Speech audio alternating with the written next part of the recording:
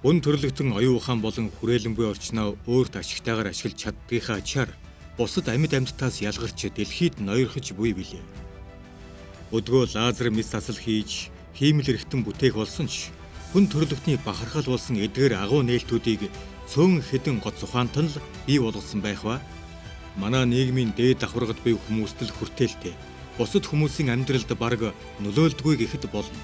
Харин хүн гэдэг амьтныг тэр чигт нь өөрчилж одоогийн өндөрлөгт хүргээд буй бүх хүнд хамааралтай 10 гол ололт амжилтыг танилцуулъя. Энэ нь ач холбогдлоороо бус он цагийн дарааллаар байгаа тул бусад гол нээлтүүдийг дараагийн жагсаалтаар танилцуулах болно.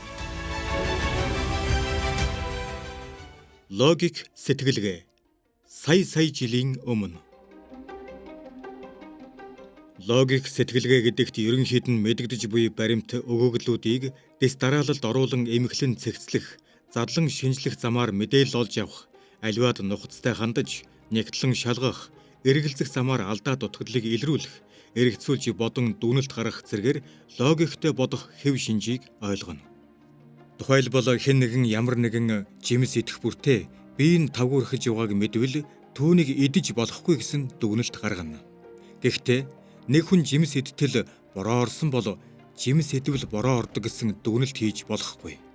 Яагад гэвэл энэ хамаарлыг логик сэтгэлгээгээр батлах хангалттай холбоо давтагдсан үйлдэл байхгүй. Гэвч ийм төрлийн мухар сүсэг мэт үйлдэлийг олон амьтан гаргадаг. Мухар сүсэг бол 1-2 удаагийн хачирхалтай тохиолдлыг буруугаар тайлбарлан хүлээж авсантай холбоотой. Тухайлбал зарим нэг эртний соёл иргэншилд өөр хоорондоо холбогдсон мэт тохиолдлуудыг мухраар сүсгэлж маш аимшигтай, хор хөнөөлтэй үр дагавар авчирч байсан түүх бий. Иймд аливаа зүйлд логикоор хандаж, эргэцүүлэн боддог болсон чадвар нь хүн төрлөختний амьдралын бүхэл хэсэгт нөлөөлсөн юм. Бүхэл ололтууд, урагш гიშгсэн алхам бүр логик сэтгэлгээгээ ашиглан өөрсөддөө илүү сайхан ертөнц бий болгохын тулд ямар нэг холбоо хайж олсонтой холбоотой. Чулуун зэвсэг 2,600 жилийн өмнө. Сая жилийн турш олон амьтан ямар нэг багаж хэрэгсэл зэвсэг ашиглаж иржээ. Гэхдээ цөөн хэдэн л чулууны хэлбэрийг өөрчлөх хүртэл зориглосон байна. Мод навчаар хийсэн багаж ялзарч мууддаг бол чулуу хамаагүй бат бөх, дээр нь урт хугацааны турш ашиглах боломжтой, хэлбэрт оруулах боломжтой гэдгийг хүмүүс олж илрүүлсэн нь жинхэнэ хувьсгал авчирсан нээлт байлаа. Чулууг хэлбэрт оруулах нь маш их төсөөлөн бодох чадвар, гарын эв дүг хүртэл шаардсан ажил байв. Мэдээж бусад амьтнаас илүү том тарихтай хүн төрлөختөн энэ давааг давж чадсан билээ. Жадны толгой хийснээр ан хийхэд хялбарвалж хоол хүнс илүү элбэг болов. Хоол хүнс элбэг байснаар хүмүүс илүү удаан насалж үр удмаа илүү их үлдээдэг болов. Өөрөөр хэлбэл хүн төрлөختөн чулууг өөрчилснөөр өөрсдийнхөө хувьслыг өөрчилсөн билээ. Гал 1 жилийн өмнө. Бидэнтэй хамгийн ойрын хамаатан болох шимпанзе бич гал тойрч бүжих, галт мөчр агсаж дайрах зэрэг үйлдэл хийж байгаа нь ажиглагдагч зөвхөн хүн төрлөختөн л гал бий болгох хүртэл хөгжсөн цорын ганц амьтан юм. Галтай байснаар илүү тав тухтай, дулаахан байхаас гадна хамгийн чухал нь махаа болгож идэх боломжийг бидний өвөг дээдэст өгчээ. Хатуу ургамал зажлах зориулалттай хүчрхэг эрүү жижигэрч тархин томров. Төлөвлөлт харилцаа холбоо өндөр шаарддаг ан хийх нь ч нэмэгдэв. Түүнчлэн гал хүний хоол боловсруулах системд маш их өөрчлөлт авчирсан юм. Эрүү шүд хоол боловсруулах хэрэгтэн өөрчлөгдсөн нь орчин үеийнхтэй ижлэхэн оюун ухаандаа болгох үндэс болжээ.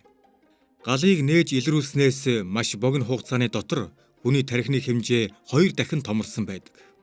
Чулуун зэвсэг бидний тархийг томруулах замын эхний алхам байсан бол гал процессыг асар хурдсгсан юм. Мал аж ахуй 10,000 жилийн өмнө. Ан гөрөө дагсан нүүдэлчин амьдралын оронд харьцангуй догшин бус амьтдыг хашиж өөрсдийн хэрэгцээгээ хялбар хангах болсон нь үргэлж аялах хэрэгцээг нь багасгасан юм. Ингэснээр суурин газрууд бий болж хүмүүс илүү чөлөөт цаг ихтэй болсон байна. Аливаа зүйлийг бичиж, зурж тэмдэглэх нь илүү хэрэгцээтэй болсон төдийгүй түүнийг хөгжүүлэх боломжийг олгосон зүйл бол мал аж ахуй юм. Суурин байснаар зөвхөн мал аж ахуй бус ургамал ногоог хүртэл өөрсдөө тарж ургуулах эхлэл тавигдав. Сонгомл үржүүлэг илүү төгөлдрөшиж, сүлжмэл нэхмлийн урлаг хөгжиж эхлэв. Анчин түүхч гэсэн цөөхөн ажилтай байсан нийгэмд 100 мэргэжлийн ажил бий болов. Хэдхэн саяар тоологддог байсан дэлхийн хүн ам мал аж ахуйн ачаар тэр бум руу дөхөж очсон юм. Үүнээс гадна олноороо шавж амьдрах, хоол хүнсээ илүү ихээр нөөцлөх болсон нь өвчин эмгэгийг нэмэгдүүлж, улмаар хүний дархлааг илүү хүчрхэг болгожээ. Дугуй 6000 жилийн өмнө. Одоогоос 6000 жилийн өмнө хүмүүс дугуйг ашиглаж эхэлжээ. Мэдээж дугуйг жигд явуулахад тохирсон тэгш замгүй байсан тул хүн төрлөختөн тийм ч сүртэй хүлээж аваагүй байх. Цаашид суурин газруудад замууд бий болж дугуй илүү хялбар явах болсноор хүн төрлөختний хувьд асар том ололт амжилтын бас нэгэн эхлэл болсон юм. Дугуйны ачаар салхин тээрэм, усан тээрэм зэрэгч үүсч хүний ажлыг ихээхэн хялбарчилсан томоохон хүч өгөв. Тэрэг зэрэг тээврийн хэрэгсэл бий болж аялал болон дайны төрхийг бүр мөсөн өөрчиллөө. Тэр бүхэл утасны ээрүүл бий болж хувцас ваар хийгчийн иргэдэг тавцсан бий болж илүү сайн сав суулга хийх болсон юм. Хөдөлгүүр, сенс, автомашин, онгоц гээд тоолж баржгүй техникийн ололт амжилтын үндэс нь дугуй билээ. Математик 20,000 жилийн өмнө. Математикийн ухааны эхлэл нь удаан байсан ч хөдөө аж ахуйн хөгжиж эхэлснээр маш хэрэгтэй болох нь тодорхой болсон юм. Хүнсний ногоо, амьтдын арилжаа болон амьтдаа маллахад тооны ухаан хэрэгтэй болсон нь тодорхой. Аж ахуй хөгжснөөр хүмүүс 100, цаашлаад хэдэн мянга хүртэл тоолох шаардлагатай болж цаашид нэмж хасах чадвартай болсон байна. Математикийн ухааны ачаар арилжаа 8 нарийн болж мөнгө гэх ойлголт бий болсон юм. Бизнес эдийн засгийн ач холбогдлоос гадна инженерчлэл, одон орон судлалын шинжлэх ухаан салж гарав. Орчин үеийн шинжлэх ухаан, технологийн үндэс болсон математикийн ухаан ийхүү хүн төрлөختнийг цоо шин өндөрлөгт хүргэсэн билээ. Металл 10,000 жилийн өмнө. Хүн төрлөختний ашигласан хамгийн анхны металл бол алт гэсэн таамаглал бий. Бусад металлыг бодвол байгальд цэвэр байдлаараа оршдог төдийгүй чулуун багжаар ажиллах үед зөөлөн. Хүмүүс гал ашиглан бусад металлуудыг хүдрээс нь салган гаргаж авч болохыг илрүүлснээс хойш зэс, туглаг, цайр зэргийг ялган авч цаашид хооронд нь холин хүрэл зэрэг илүү хатуу металл бий болгож болохыг мэджээ. Ингэснээр газар тариалангийн багж хэрэгсэл нь илүү сайжирч, хуйг дуулга, тэрэг зэрэг чухал зүйлс танигдахгүй болтлоо сайжирсан байна. Хайлуулж гаргаж явахад илүү өндөр температур шаардлагатай тул төмрийг бүр хожим гаргаж авсан байдаг. Төмрийг органик материалтай холсноор ган гэх бараг төгс металлыг бий болгосон ба энэ нь зэвэрдгүй, хэрэглэхэд хялбар байсан төдийгүй илүү хямдар, их хэмжээгээр гарган авах боломжтой тул дэлхийд даяар ашигладаг болсон билээ. Цаас манай эртний өмнөх 100 он. Хүн төрлөختөн бичиг үсэгтэй болоход цаасны үзүүлсэн нөлөө хамгийн их.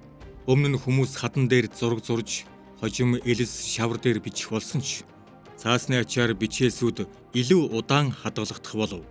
Нийтийн бичиг үсэгтэй болсноор илүү хялбар бичгтэй болох шаардлага үүсч, яривхтэй дүрс бичгүүд өөрчлөгдсөн байна. Үнэхээр хялбар байсан тул өөрсдөө ийм бичиг үсэг үүсгэх чадваргүй хүмүүсийн ч хүртэл болж дэлгэрчээ. Хол зайд мэдээлэл дамжуулах, мэдлэгээ тэмдэглэх зэрэгт асар чухал ач холбогдолтой гэдэг нь нотлогдсноор хүн төрлөختөнд мэдлэгийг түгээх том алхам болсон юм. Хэвлэх машин 1440 он. Цаас болон бичиг үсэг үн цэнтэй мэдээллийг дамжуулахад хэрэгтэй байсан ч нэг бүрчлэн хуулж бичих ажил нь маш хүнд байсан төдийгүй энэ талаар анхаардаг хүмүүс маш цөөн байсан тул бүгдэд нээлттэй болгох үндсийг тавьсан нэг зүйл бол хэвлэх машин байлаа. Бүтэн номыг хэдхэн минутын дотор олшруулдаг болсноор эрдэмтэд илүү олон сэдвүүд төвлөрч, оюун ухаанаа тэлэх боломжийг бүрдүүлж, ном хэвлэлийн олдоц нэмэгдснээр нийт хүмүүсийг эрдмийн далайд шумбахад амар болгосон юм. Бүх хүүхэд эрдэм боловсралтай байх ёстой гэсэн ойлголт бий болж, хүн төрлөختөн хамтдаа хөгжих, үндэс болжээ. Вакцин 1724 он. Хэдийгээр вакциныг ашиглаж байсан хэд хэдэн эртний соёл иргэншлүүд байдаг ч жинхэнэ ач холбогдлын 18 дугаар зуунд л ойлгож өнгөрсөн зуунд л өргөн хүрээг хамарч чаджээ. Халдвар авсан том хүний тал нь хүүхдийн 80% нь үхдэг аимшигт халдвар төвчин болох цагаан бурхныг вакцины ачаар бүрэн дарж чадсан нь энэ нээлтийн хамгийн том амжилтуудын нэг. Уг өвчин олон мянган жилийн турш жил бүр хэдэн сая хүний амьд хүрдэг байсан юм. Цагаан бурхан өвчнийг 1977 онд тархацыг бүрэн зогсоож чадсан байдаг. Өдгөө хүүхдийг төрөх үед болон бага наснд нь вакцинжуулж, урд өмнө үхлийн аюултай байсан асар олон өвчний эсрэг дархлаа тогтоосны ачаар олон тэр бум хүн эрүүл сарвал оршин тогтнож байгаа билээ.